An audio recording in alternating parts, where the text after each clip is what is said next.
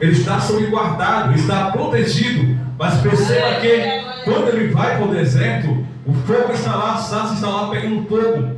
Perceba que quando ele vê a sarça pegando fogo, ele não corre, ele se aproxima para a sarça e Deus se revela com ele, dizendo: sou eu, o Deus dos seus pais, de Isaac e Jacó. Perceba que ali o Senhor disse para ele: tire a sandália, porque o lugar que tu pisa, levanta a mão, filha, o lugar que tu pisa é santo. Perceba que quando ele está sobre um lugar santo, a Bíblia diz que ele tira a sandália e se aproxima, como diz lá no capítulo 3 em diante. Mas quando ele se aproxima, percebe que ele vê que aquela sarça estava pegando fogo. Aquilo não era normal, era Deus se revelando para ele: sou eu, Deus do fogo. Quem tem fogo de Deus não é fogo de palha.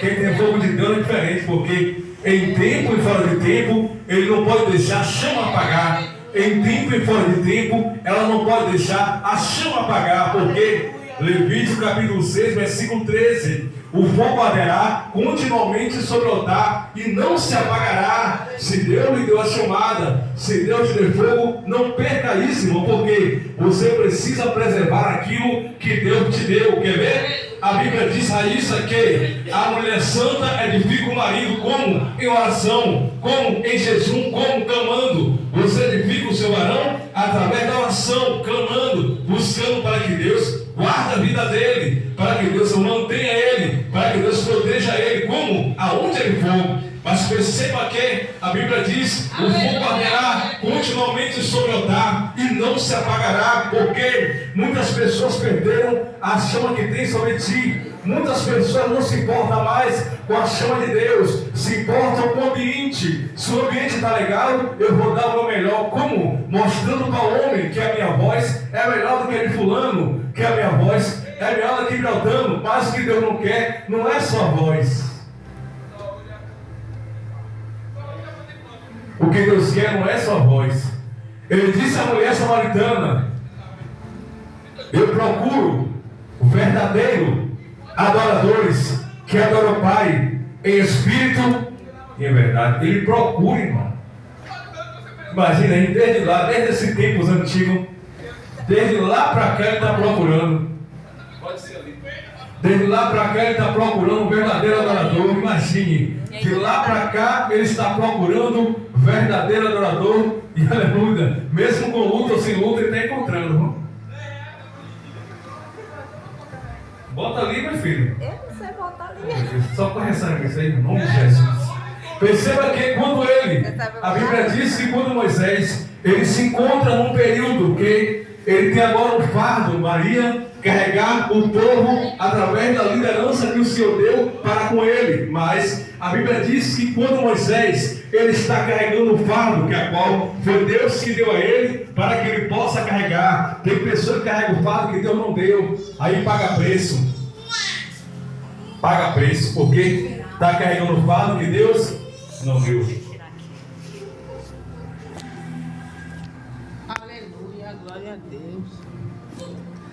A Bíblia diz que quando Moisés, ele está no meio do povo, a Bíblia diz que o Faraó, ele vem atrás para perseguir o povo de Deus. Quando o Faraó, com seus exércitos, com seu cavaleiro, vem para perseguir o povo de Deus, a Bíblia diz que quando o Faraó está perseguindo com seus soldados e com seus cavaleiros o povo de Deus, a Bíblia diz que Moisés já estava quase sem saída. Moisés já estava quase sem rumo, o que fazer. Moisés estava quase sem saber o que fazer. Mas no momento em que nós ficamos sem saber o que fazer, é neste momento que o Espírito Santo, ele se revela com a minha e com a tua vida e diz: meu filho, ainda tem solução. A solução do crente não é ficar jogando conversa fiada. A solução do crente não é ficar jogando, como diz o pessoal aí fora, baratinho, não. A solução do crente é colocar o joelho no chão e dizer: Deus, guarda, Deus, eu não tenho, Deus, eu não posso, Deus, o Senhor sabe que de mim não vai para lugar nenhum, mas o Senhor pode usar intermediador para abençoar essa situação, para entrar nessa situação, para colocar essa situação de pé, para me ajudar a levantar essa situação. Perceba que quando Moisés ele estava pensando que estava sozinho, do outro lado Deus estava dizendo: você não está sozinho. Um pouco mais de 5.000 pessoas, um pouco mais de 7.000 pessoas, a multidão era grande, toda a liderança chegando até a Moisés e dizendo: Moisés, faz alguma coisa aí, porque atrás vem Faraó. Moisés, faz alguma coisa aí, porque atrás vem Faraó. Tem pessoas que não intercedem, não tiram uma semana para jejuar, mas eles sabem murmurar. Tem pessoas que não intercedem, não tiram uma semana para orar, uma madrugada para orar, mas sabem murmurar. E todo mundo começou a bater em Moisés, dizendo: Moisés, faz alguma coisa aí, os inimigos estão vindo atrás. Moisés, faz alguma coisa aí, o Senhor é o libertador de Israel,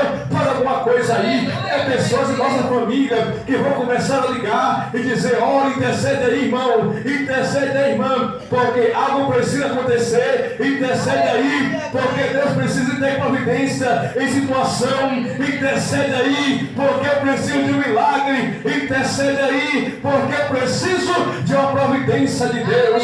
A Bíblia diz que quando Moisés ele se encontrava, aleluia, em momentos difíceis, Maria, mas a Bíblia diz que do outro lado Deus cria uma situação. O inimigo pensou que ia pegar aquele que tem promessa, aquele que tem promessa, mas quem tem promessa de Deus ele vive debaixo da promessa. O diabo não toca, Satanás não toca. Quem tem promessa de Deus ele vive debaixo da promessa. O diabo não pega. Por quê?